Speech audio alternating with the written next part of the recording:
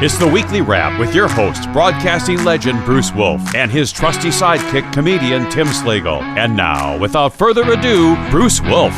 Bruce Wolf, Tim Slagle on the Weekly Wrap. And now for my favorite part of the show, wherein I guess what's in Tim's background. And Tim, I'm not going to even try to be funny. I'm just hoping and praying it's a picture of Sydney Sweeney. That's all I'm saying. Not joking. Chris is the one that collects those. It's you talk about the variety photo. One of my followers on Twitter said that she was standing there for the SAG Awards, which it's anything but. Oh, SAG. there was no SAG, Yeah. and not a lot of opaque either. Yeah, it was kind of an incredible shot. Yeah, it's really splendid. I'm in China, and I understand that Donald Trump is gonna get some go to a Chinese restaurant. So I'm out here waiting for him outside a Chinese restaurant. Oh, very nice. McDonald's in China. I thought there would be like some Wuhan virus infecting you right now.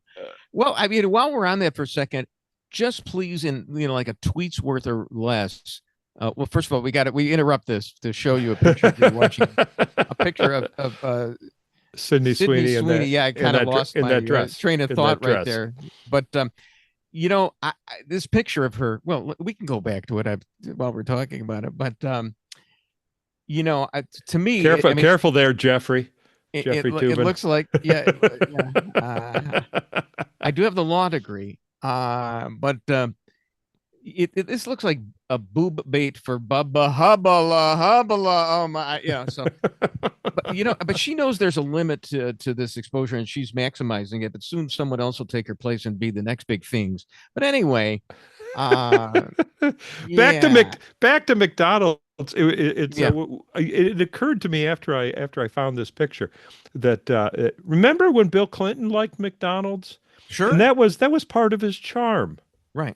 Now it's being used to deride the current president, but back when it was Clinton who would go out purportedly in the middle of the night for a Big Mac. Oh, he would do it like his daily jogging and go right to McDonald's and. Well, yeah, it turns out he wasn't going for a Big Mac. He was going for a Big Monica. Yeah. Speaking of Monica, let's and we didn't get a chance to address this last week because you were gone, but the Chutzpah Award has to go to Hillary Clinton for her discussion about Trump's demolition of the East Wing.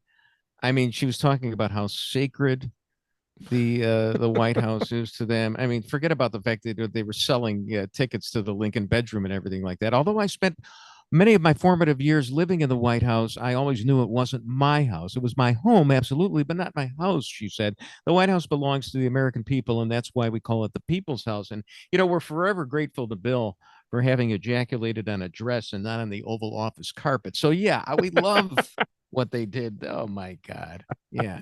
The East underneath the Resolute desk, which where John once played peekaboo from. I mean, of course, that the great thing about that is he gets the job done, demolishes it. I mean, we've kind of moved on from that, which is that's the great thing. Trump knows about the news cycle. Just go in there, get it done, and. Right. And of course, when Hillary says that, it's a little bit of sour grapes that it'll never be her house. Right. It was her husband's house. It was not her house. She had a little office in the now demolished East Wing. Well, in the presidential partnership, as I recall. But anyway, let's move to local news here. And my understanding, so. What do you make of the ICE raids in Chicago and the Border Patrol? I was following it on Twitter a lot.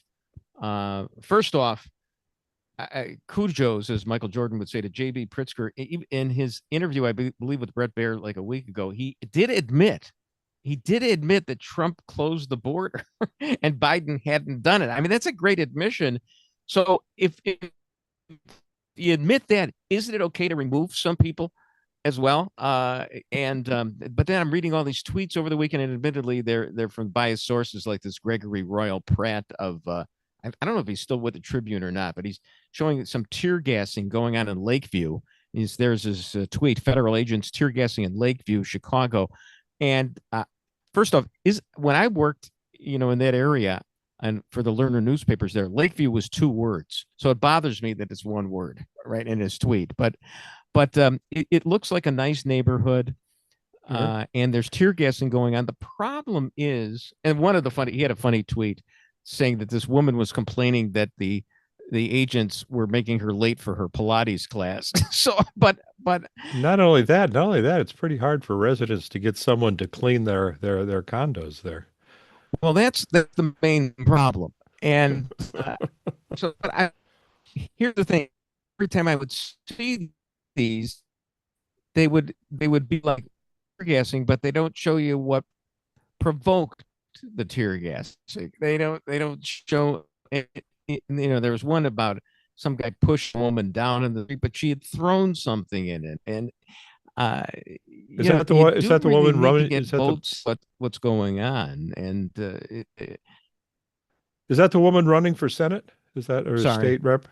State rep? Was that the one that got thrown? Did you're talking about? I don't because that was I saw they never showed what she did, but they showed her getting thrown, and man, that ICE agent could win the Masters of dwarf tossing. Let me tell you, he got some pretty good air with her. I think that was pretty good. Now there was one, and our esteemed Senator Sack of Durban did comment on this. Some guy was arrested by ICE agents when his daughter, who just had chemotherapy, came home, and he had no record. So I'd like to hear, our side of that one. I haven't heard. Have you followed that one at all? Is Chris, have you followed that particular incident? There's a lot of, moving parts to this story. I'm not saying that every single one that they've done has been good, but of the thousands upon thousands and thousands of arrests and detainments, they try and, you can pick out 10 heart-tugging stories, and that's what they're gonna. Right. No, I understand that. Yeah, 600,000, I think, is what we're up to now. Yeah. So, but what are they going for? They're going beyond felons, right? They're just going for. Well, I think what they're doing is they're targeting a felon, and when they get when they get to where the felon is, there's usually about 12 of his buddies around him that none of them are here illegally. In plain view, right? Yeah, right. So they get. All right. Then there is, my former partner Dan Proft was tweeting about this. Basically about. The number of people who've been murdered by illegal immigrants. And of course, the argument against that is to say that the illegal alien crime rate is lower than average, which is just a thinly veiled way of saying the illegals are better than the who's, right? And that's pretty racist when you think about it. It's like, oh, should we deport them, repatriate them? So it's not really a great argument to say that their crime rate is lower. No, I have a question there. Is it the illegals' crime rate is lower, or is it immigrants in general? Because I would imagine that legal immigrants are pretty clean. I thought it was the illegal. I thought it was the illegals. You could have illegals here been 20 years, and they're the ones that Lakeview residents are upset about because they're not going to have somebody to clean their houses. So I thought it was among illegals, but I could be wrong about that. So what do you think? Hey, about the fact that the auto pen story won't go away. I love that. It's still it's still hanging in there. Now, was the auto pen story one of those that you classified as a Tim Foyle story? In the beginning? Maybe at some point I did. I don't know. I should be keeping score on the conspiracies that came true. Hey, someday, my Jussie Smollett conspiracy theory story will be verified. But Jamie Comer's House Committee interviewed about 14 aides. That Biden's doctor, Kevin O'Connor, invoked the Fifth Amendment about this. Because Sure. Is there a reasonable inference that he was lying about Biden's health? One of the things is that, they're saying there were all kinds of steps taken to prevent him from having to, make public appearances. And one of the things was that he had a difficult time with names. I'm hoping that's not a sign of dementia, because I've got a difficult time with names. I mean, it happens, but I still. Yeah, but the names he was having a difficult time with were like Kamala and. All right, and... vice presidents are fungible. I get that, but anyway. Oh, speaking of nincompoops, Corinne Jean-Pierre. Coming out with a book, and everybody's attacking her now. The left is attacking her as well, now that it's convenient. She's got a new wig. Did you notice that? She's got like a Diana Ross wig rather than the Raggedy Ann wig that we became so accustomed to. And she's going on with, she's working without a binder. Speaking of Diana Ross, you keep me hanging on that song. I like the Vanilla Fudge cover much better, much more. There's an Ed Sullivan video from 1968. I mean, these guys are rocking it. Set me free, why don't you? And you realize that those guys are like older than we are now. Oh man, yeah. Corinne Jean-Pierre's book tour is nonstop cringe, says Politico. Bruce Wolf, Tim Slagle on the Weekly Wrap.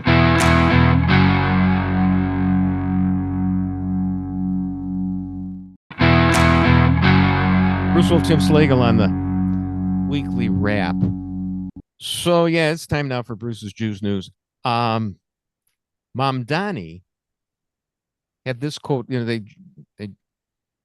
dredged it up from a couple of years ago, I guess it was. He says, "We have to make clear that when the boot of the NYPD is on your neck, it's been laced by the IDF, the Israeli Defense Forces.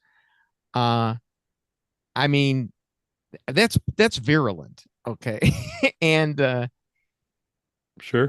In spite of that, none other than Bill Kristol, and I thought this was a joke, it's, because I there's a rebuttable presumption now that anything on the internet, especially on Twitter, is not true. But yeah, Bill Kristol says he would vote for Zohran Mamdani for New York City mayor. He doesn't actually live in New York City, but I mean, this is Bill Kristol, for crying out loud.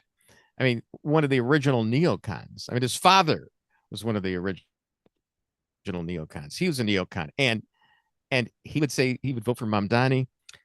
I think I got to take a little bit of the blame for this, because harkening back to last time I had a paying job on the radio, we'd have Bill Kristol on regularly, phoners. Mm-hmm. And we'd always play Crystal Blue Persuasion, Tommy James and the Shondells, as the intro to him. The closing song of Breaking Bad, wasn't it? Oh, was it? No, it's a different Blue. I'm sorry. Yeah. It's so Baby Blue. Baby Blue, probably. Yep. So we play that, but we let it go way too long.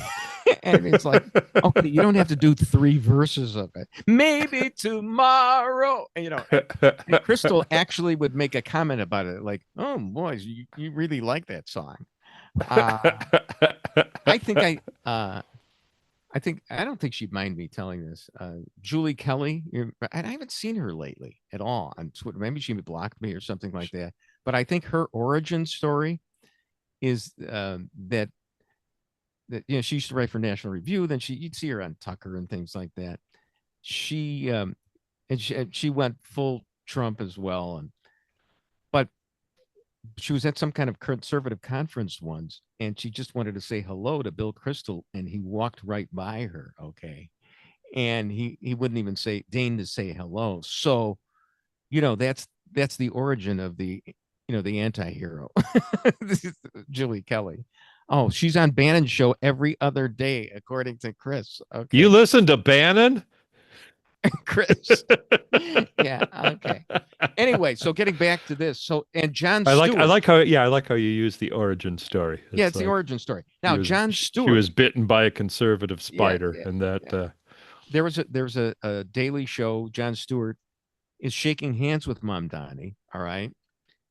I mean, Jon Stewart Leibowitz, I should say, Nate Leibowitz, and somebody pointed out that Jon Stewart makes $25 million a year for this, and he's probably banked a couple $100 million over the years. Why don't you, put your money where your sure your gesticulations are all the time, and he works 1 day a week, right? Just like 1 day a week. I mean, it's like the Rachel Maddow. Yep. Yeah. Yep. Right. So, I mean, you could easily afford to toss 100 million or so into the coffers, so that bums could ride the bus for free. And if he lives in New York, he will. Exactly. I guarantee that. I just love that. I mean, it's great. It'll be funny actually watching all these multi-million-dollar commentators finding alternate, like moving down to Florida or Texas. Yeah. Well, and just to throw it in, make it a triumvirate. Mandy Patinkin, who I love in so many shows. He's embracing Mandani as well. So, well, here's the thing for me. If I lived in New York, and if the choices were just Cuomo and Mandani, I would vote for Mandani. I would not vote for Cuomo. I couldn't. It's what he did during the pandemic. Yeah. There's no excuse for. He should be in jail. Basically, he should not be a viable candidate. Okay, I mean, other than trying him for murder, I get that. Okay, but yeah, no, he's really bad. He's really bad. Look, it's it's your Scylla and the Charybdis rock in a hard place choice there. So how about this? This guy Shazizi, I guess, shows a picture, and I hope it's real, but it's I believe Tehran, and the women don't have anything covering up their faces. They're having a great time, and and I was just thinking that, meanwhile in New York City, while you look at this video, if you're watching this, the presumptive mayor is talking about how 9/11 made his aunt or beloved cousin or whatever afraid to appear in her hijab. Yeah, it's hard to say with those African Muslims. I mean, you got Ilhan Omar marrying her brother. I mean, they don't totally. There's a lot of relative confusion.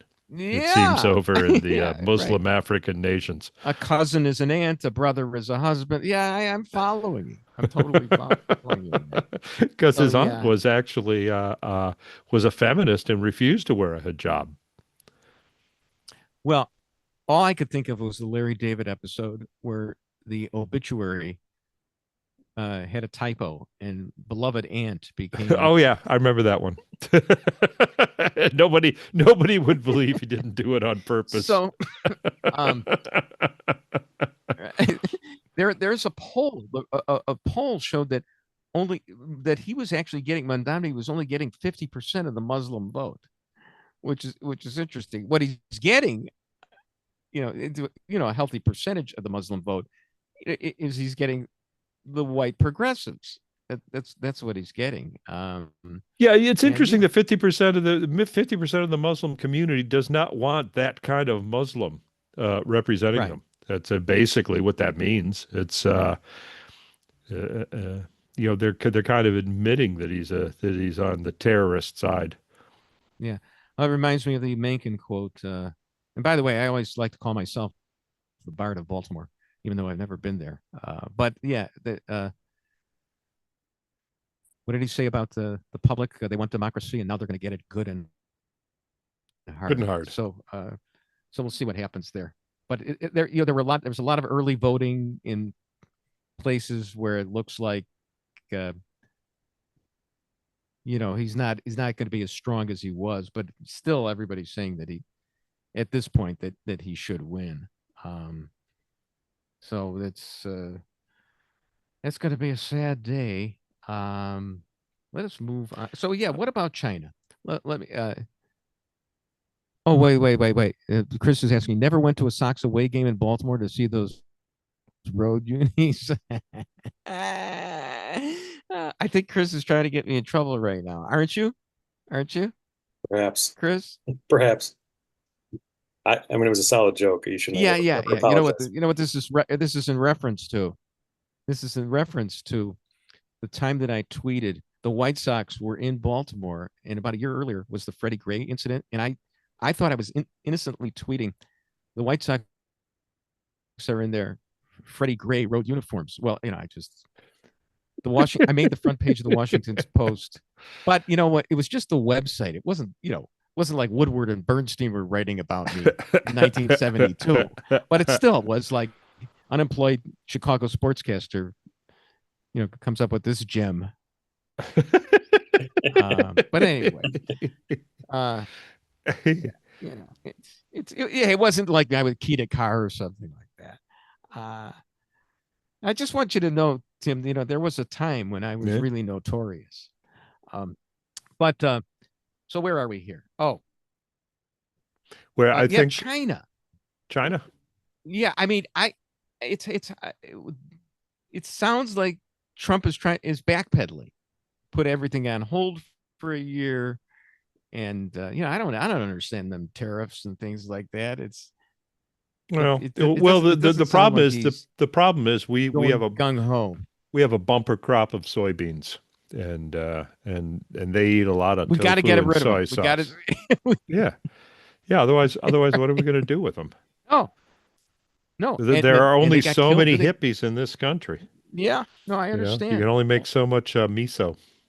I totally get that. I mean, forget the fentanyl. Let's talk about the soybeans. And can I take a left turn here? I don't know if you know that soy has a compound that mimics estrogen.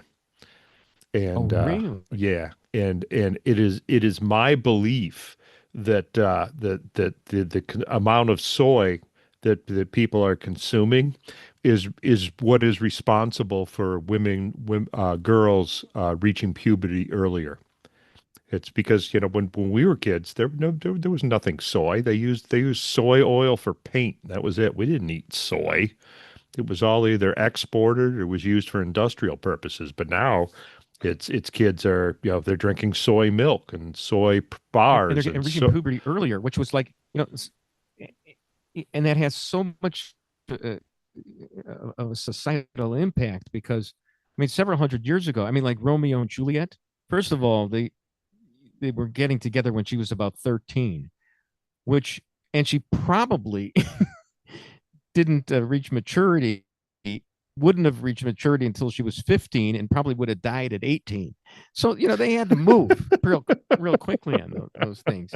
But now, with the early onset puberty and you've got that, and then you also have I don't know if you notice that vegan boys tend to be a little effeminate. So that's the soy, and Chinese men are notorious for their lack of shall we say girth? Sure.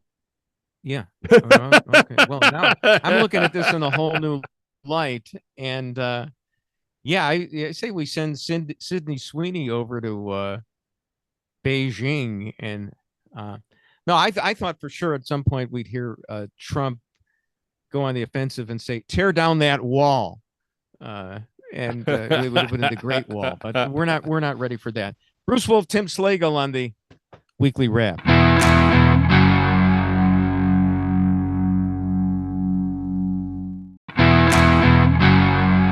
Bruce Wolf, Tim Slagle on the Weekly Wrap. We'd be remiss if while we're talking about the New York election, we didn't address the great city of Minneapolis, where they're about to elect a pirate for mayor. I don't catch the reference, but tell me, is Omar Fateh a pirate? Oh, is he a He's- Somalian pirate? Oh my God. They all are. Exactly. But this guy actually kind of looks like that guy. Yeah, he does. He looks like the guy, and that This is my ship now. Yep, looks exactly like him. God. And it's I don't know if you're familiar with the scandal that's going on in Minneapolis right now with the Somalis, is that apparently they had like a program called Feeding Our Future that was like taking money from the federal government during COVID to feed the children, the Somali children, and much like in the homeland, the children were not being fed. Exactly. They hit up the federal government for somewhere in the neighborhood of $300 million Oh wow. for this feeding, and then they had restaurants claiming that they were feeding the children, and then they would not feed them and then kick the money back. Yeah, it's kind of the American equivalent of Hamas using the children of shields. I mean, it's a nice exploitation thing. But then it's exploding right now, because apparently it wasn't just Feeding Our Future. Apparently they had a school for autistic children where there was a program where they were hiring autistic teachers. And again, same exact thing. No programs were actually enacted, but the money came back. So it's sure. No, it sounds perfectly legit. A great way to launder money. So this Omar Fateh says that if he is elected mayor, he will order the Minneapolis Police Department to arrest federal agents if they're masked while enforcing immigration laws. But I'm thinking, I thought the Minneapolis Police Department burned with the blessing of the mayor during the George Floyd riot. So do they even have a police department? There was a whole big thing about the building going up, and so that was the last mayor. Okay. Who actually is quite leftist. He actually was involved in tearing out all the parking lots and putting multi-level housing on those, so to create traffic congestion downtown, because he wanted to make Minneapolis a bicycle city, which is great for like 1 week in August if you're 20 years old. Right, in Minneapolis. Oh gosh. It's Jacob Frag. Yeah. Oh right. He's on the right here. I could see, the current Mary Tyler Moore show where she's, throwing her hat up in the air and she gets run over by bicyclists. They actually have a Mary Tyler Moore statue on the corner there, which I'm surprised has not been taken down and sold for scrap metal. Yeah, it's it should be spray painted. I mean, what are we talking about? That's white privilege. I mean, she probably was against transgenders competing in women's sports. There's got to be something wrong with Mayor. So meanwhile, closer to home, two of my kids actually went to this high school, Derrfield High School. This is from Nicholas Gorgas. I think his kid was there, or currently there. They have to fill out forms, the students, about their privilege. Okay. He says, my daughter was in Ms. Shah's class at Derrfield High School, where children had to add their privilege points based on 35 questions. And, and I would just say add 10 more points for the privilege of being lectured about privilege. Here's the thing. I remember when it was just New Trier that wore its guilt proudly, but Cujo's, as Michael Jordan would say, to Deerfield for joining the ranks. And I think Deerfield's like a Winnetka or Wilmette wannabe town. I doubt this is going to seep down to Skokie, where the few remaining Holocaust survivors live. I can't really talk about their privilege, but yeah, I mean, now is it this 35 points? They take the test at the beginning of the year, and then is it like a golf handicap? is it applied to all their test scores the remainder of the year? Is that the privilege points are subtracted from their total? Well, I mean, this is your way of getting your resume in shape so that you can apply to Harvard. You see the latest Harvard scandal? Apparently, surprise, surprise, there was grade inflation at Harvard. It's like 70% of the students would get A's, and Sure. and the thing is, when the news came out that there was grade inflation, well, all the the students had the vapors, a case of the vapors, and they believe that they're entitled to take the rest of the semester off because how they've been castigated and subjected to this. I remember during the Vietnam War, I think there was great inflation when I was in college. I mean, I tried very hard to get lower than a B plus, and it wasn't very easy to do that in college because they didn't want to send you to Vietnam. But did you experience great inflation? I actually Vietnam was over when I was in high school, so I never. I forgot you're a kid. I forgot you're a total kid. I'm just a kid. I just look like Harry Carey. I'm not actually his age. Do you do a Harry Carey impersonation at all? Yeah, got to be at least the 85th best Harry Carey impersonation. I've worked with a couple of the best ones. One guy was a guy named Matt Wagner, whom I worked with at Channel 32. He was a news writer, and he did this greatest Harry Carey. And later on, he wound up becoming a waiter at Harry Carey's restaurant. Okay, wow. But we would go. This happened at least 2 years. We would bring him out on opening day to Wrigley Field, and he wears Cubs jacket, and he'd do his Harry impersonation, which was just great. I don't even do as good an imitation as Will Ferrell did, which looked like Einstein more than Harry Carey. I was just going to say, can we admit Will Ferrell's is one of the worst Harry Carey? But you know what was great? It was the caricature. It was, because he wasn't even trying. I don't even think he knew who Harry Carey was. I was talking to a millennial, and she said, I had no idea that Harry Carey was a real person. I just thought it was a Will Ferrell character. Of course. Of course. So Matt Wagner, and of course, the great thing about Harry Carey was, I mean, everybody knew his story back then. I mean, he was an orphan. Christmas was the worst time of the year for him. I mean, that's why the guy basically lived at the ballpark and the bars. All right. That's the kind of, life that he had. And so every year I'd pretend that I was interviewing Harry before opening day right outside Wrigley Field. And I go, Harry, it's opening day. How was your winter? How was Christmas this year? And he go, you had to go there. I mean, it's just trying to be sadistic toward Harry Carey. Yeah, and here it is, the best Harry Carey impersonator ever, Matt Wagner. We have a little bit. So doing wonderful in Chicago, Harry Carey's, and I think this could be the year. I thought last year could be the year. I thought it was the year until all that bad stuff started happening. But I just opened up another Budweiser. But I tell you what, this is going to be a fabulous season. And if all the it's just like, and another guy was Jim Volkman, who did a great one as well. But anyway, I love getting distracted by Harry Carey impersonations. I don't even know where we were, Miss Court Reporter, before we got to the Harry Carey. You were talking about a great inflation to kids that actually the colleges wanted to keep you out of Vietnam. Oh, yeah, exactly. I was more, I believed more the Animal House story where they were just dying to send kids to Vietnam. That's how they kept the kids in line. It's you better finish this paper or you're learn Vietnamese. Totally. All right. Well, what would a weekly rap podcast be without a mention of Don Lemon? So Don Lemon, I mean, he just handed us this one. He says that Megyn Kelly isn't hot and that she looks trans. Now, here's the thing. I mean, that's bigotry towards the trans. Yeah, that's transphobic. And, he is transphobic. And the thing is that, and the picture that everybody's showing is of Megyn Kelly. And, I mean, she looks hot there. Yeah. And if she were trans, I'd say she should be allowed to compete in Olympic events. Yeah, you would say if she were trans, you would say, so what? It's Exactly. It's Megyn effing Kelly. Right. No.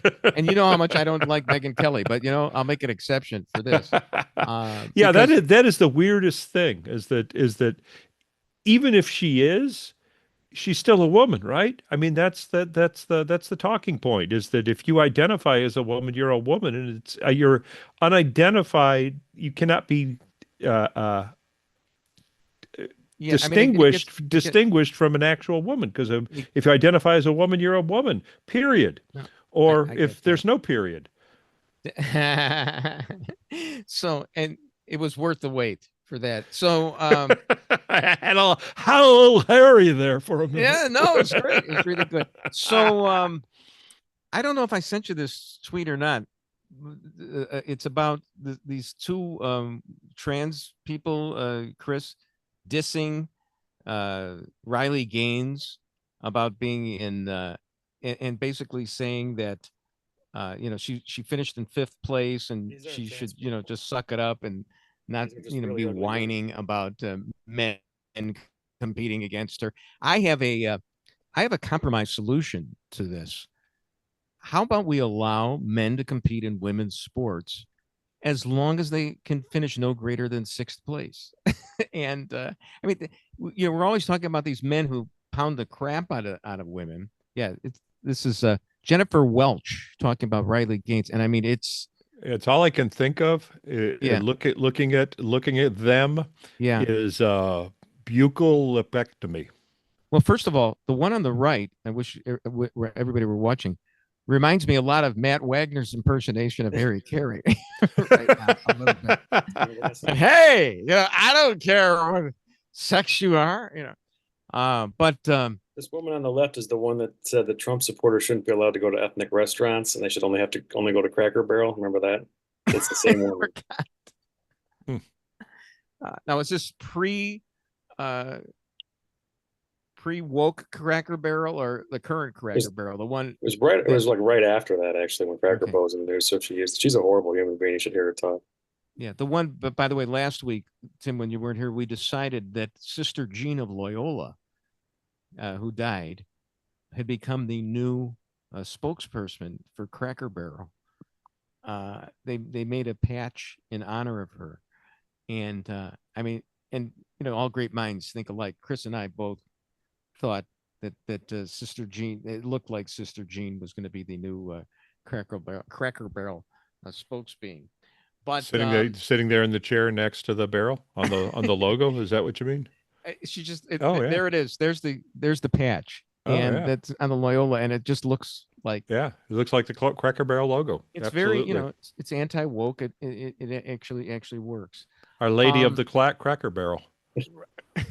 So we'll come back with the final segment in Uno Momento, a main mento. Bruce Wolf, Tim Slagle on the Weekly Wrap.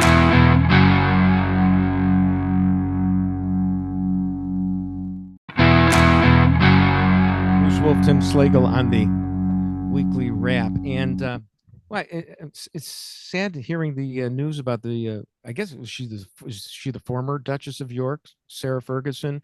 Yeah, she would still be the Duchess if Andrew had not abdicated his title. Yeah, she would still, even though they're divorced, she would still be the Duchess. Now she's lost that as well. Why, if I have to turn to anybody ever for the royal lineage, I'm going to you. But now apparently she's in a lot of trouble. She's not paying her debts. She's been bailed out all the time, and she is close to being destitute. I actually did meet her once because she promoted everything all the time. She was all over the place. She was like Weight Watchers or something like that. Yeah, whatever it was. And so I did one of those hallway ambush interviews at Channel 32 that I told you about. Sure. And what I did was, when she was walking in the hallway, I had that morning's New York Times crossword puzzle, which was in an easy one, a Monday one, back when I did it on paper and filled it out in pencil. And she was always Duchess of York, 4 letters, Sarah, and she was a staple of the New York Times crossword. So I'm holding the New York Times crossword puzzle with my pencil, and I'm walking down the hallway with her, and I said, excuse me, could you help me with 3 down on the New York Times crossword? It says Duchess of York. Could you help me? And she just brushed me off. She wasn't even joking either. And then I threw myself on the ground and started crawling after her as she was strutting away. And I'm going, Your Majesty, please, I need the answer to the question, Your Majesty. That's great. Love it. You would have ended up in the Tower if you had done that in the old country. The Duchess of York. Yeah, great chick. So So here's the question I have. Yeah. Was it actually in that crossword puzzle you had in your hand, or did you just fake it? It was actually that one, I believe. Wow. I think so. Wow. I mean, maybe I had saved it. Maybe it was, from a couple of weeks earlier. I don't know. I don't remember. It was like almost 25 years ago. But when she still had a little bit of dough. Did you watch at all any of the baseball? No, I Okay. did not. But I heard what happened, and it's amazing to me. 18 inning game, yeah, which I watched. Yeah, I mean, my kid on the West Coast was watching. He had a 2-hour advantage on me, and we were watching it together. But it was amazing. Have you ever been to Dodger Stadium? Yeah, have you? Yeah, it's amazing. It's the only ballpark where nobody watches the whole game because you don't want to deal with traffic. So you're either planning on getting there during the third inning or leaving at the seventh. Well, LA fans, the old joke about, them being at the Olympics or whatever, and everybody leaving at the 80-meter mark of the 100-meter dash. So I would bet that was the only time that the capacity, the full capacity of the parking exited at the same exact time. You know what? What's interesting to me is they were talking about how everybody was staying in the park, but they accidentally had a wide shot of the park in like the 18th inning, and there were a lot of people who had left, even though it was one of the greatest games in the history of baseball. I mean, enough is enough already. I was hoping. So they had this pitcher Yamamoto, who the night before had pitched a complete game, which is a rarity in baseball, and they were going to bring him in for the next inning and the next day. And I was hoping, but he didn't have to do it. I was hoping that he'd pitch the equivalent of another complete game so that the game would go like 27 innings and be a record and would have finished. I was hallucinating at this time, of course. It would have finished just in time for me to host my early morning TV show, which I once actually had, which was called Barely Today, but which we did consider Good Morning Tokyo for. So it just all right. Look, Tim, you cannot match the Japanese work ethic. That's all I have to say. Well, think about this: the demographics of Japan. I mean, the birth rate is zeroed out. Okay, and yet they have come up with well, first of all, the greatest player in the history of baseball, which is Ohtani, and he had a fantastic game, and then he pitched the next night, didn't win, but so that's great. All right, look, Tim, there's a time for modesty, and there's a time for me to just pat myself on the back, and I got to mention two things here, and feel free to just be snide about it.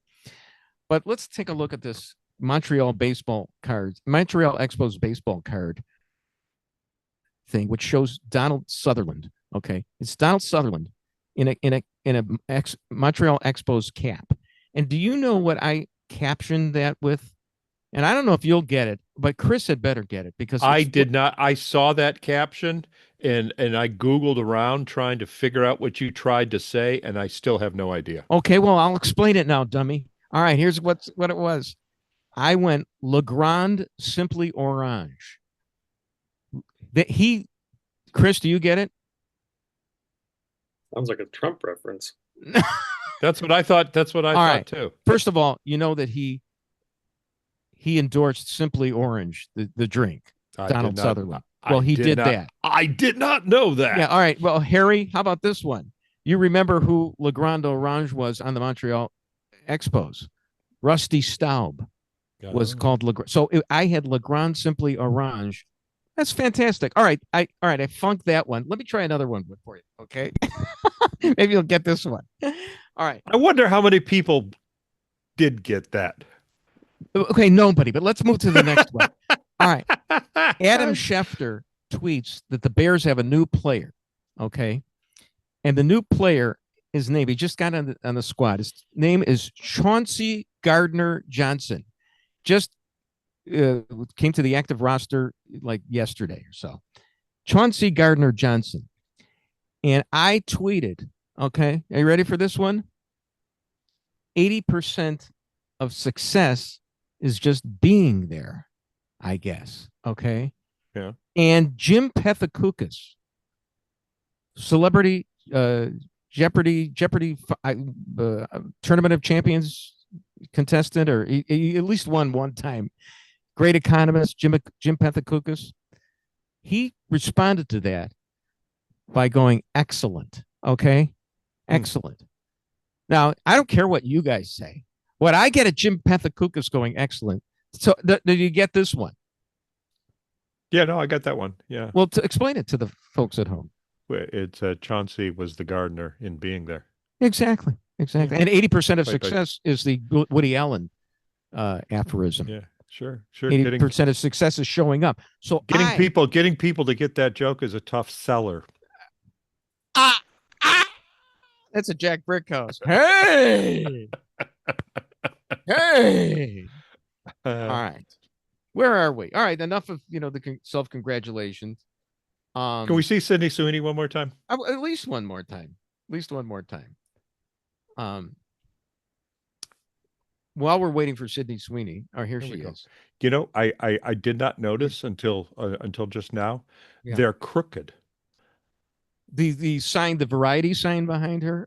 Oh no! Okay.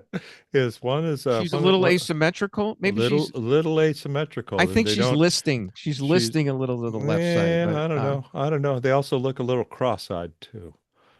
I think they're making everybody who looks at her cross-eyed. Okay. Speaking of, thoroughly studied this photo. It's her left shoulder is down. That's giving the perception. Not that far. Really. Not that far. Not as far down as the. All right. You know what? You guys make me sick. Let's go to somebody who really deserves our accolades and our memory. June Lockhart died. Okay. Oh.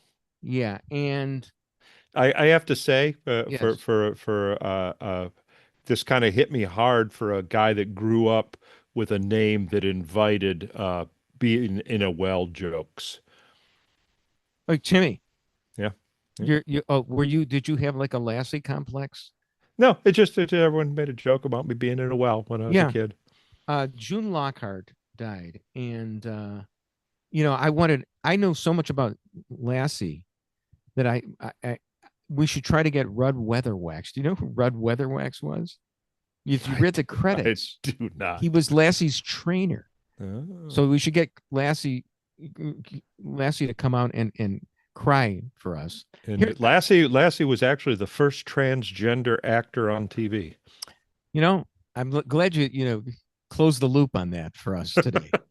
So when I would watch Lassie on TV, at the end, when they showed the credits, they'd have Lassie just sitting there with her paw, going up in the air. Mm-hmm. And I would crawl to the TV set and put my hand up like I was pawing back at Lassie.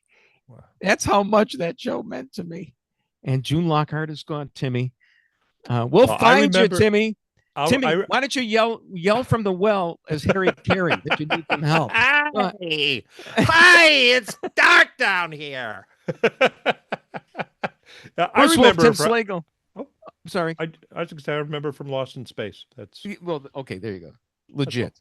On the weekly wrap. And that's the weekly wrap on radio and television. Follow Bruce at Bruce Wolf Shy on Twitter and Tim at timslagle.com. The weekly wrap with Bruce Wolf, a CP Pods production.